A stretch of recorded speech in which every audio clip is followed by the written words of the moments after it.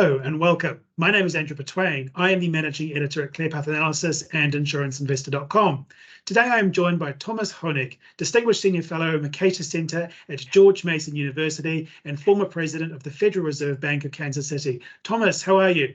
I'm great, thank you. Thanks for having me on. Lovely to have you here. Well, Thomas will be giving a keynote presentation on monetary and fiscal policies, the short and long-term outlook at the Insurance Investor Live North America event in New York City in December. So we're going to get a few questions from Thomas just to whet our appetite about the event. And I'm going to dive straight in with our first question, Thomas, for the audience. So sure. Given the recent monetary and policy shifts and the potential for fiscal policy changes, how do you assess the combined impact of economic growth and financial stability in the short term? In the short term, I suspect that we're going to have a great deal of volatility and uncertainty as we try and figure out what's going to happen on the fiscal side as the Congress continues to have stalemates on the debt ceiling and the debt continues to grow.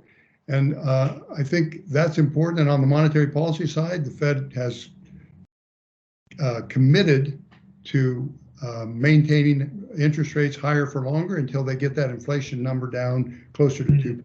So I think it's going to be a little bit choppy as we go forward from here for the next several weeks or months.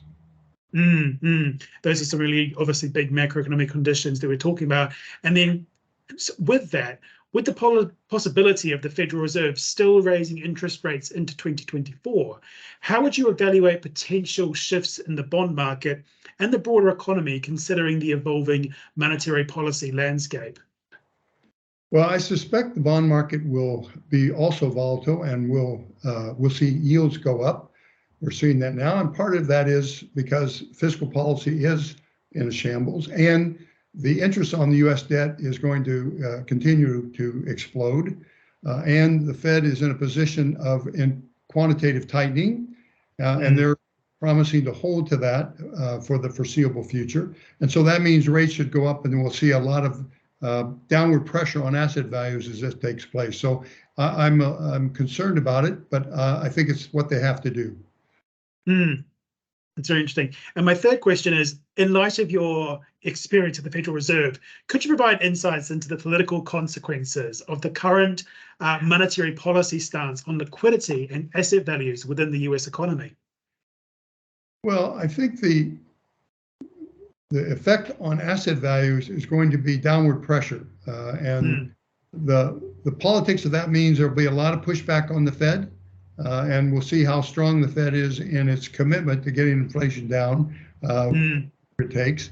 And that is something I think we have to anticipate going forward. And I think quantitative tightening, as it continues, given the amount of new debt that the Treasury has to raise, it's substantial. It'll be very close to $1 trillion, and they have debt that's going to turn over. So we're going to see a lot of upward pressure on the yield curve, and that includes the long end of the yield curve, and that means asset values are going to be under pressure. Interesting. And my final question to you, Thomas. So looking to the long run, how would you evaluate the sustainability and effectiveness of current monetary and fiscal policies in supporting economic growth, asset valuations, and the stability of the financial systems, especially with an eye towards potential future policy adjustments? That's a very good question and a tough one.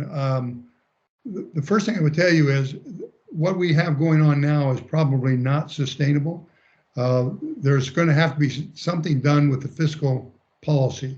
It's exploding, and the pressure for funding that, it means upward pressure on interest rates. And as that happens, more pressure on the Fed to back off its policy to bring inflation down to 2% sooner rather than later. And so those are enormous pressures on the Fed. And what the fiscal side wants from that is renewed inflation. That'll reduce the real value of the debt.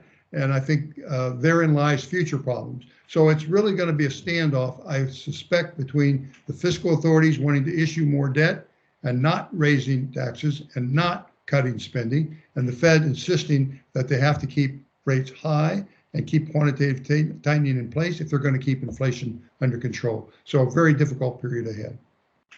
And all coming up into an election year as well. So that sounds like it's going to be fun for the US media junkies to get their teeth into over the next year. My thank you to Thomas for speaking with us this morning. And if you are interested in what he's been saying, he, as I mentioned, will be speaking at Insurance Investor North America, giving his thoughts on the long-term and short-term outlook for the US economy and asset management sphere. If you're interested, you can go to claypathanalysis.com and follow the links to the Insurance Investor North America event, where you'll be able to register to attend. My thanks to Thomas, and I look forward to hearing more from you in December. Me too. Look forward to it. Thank you.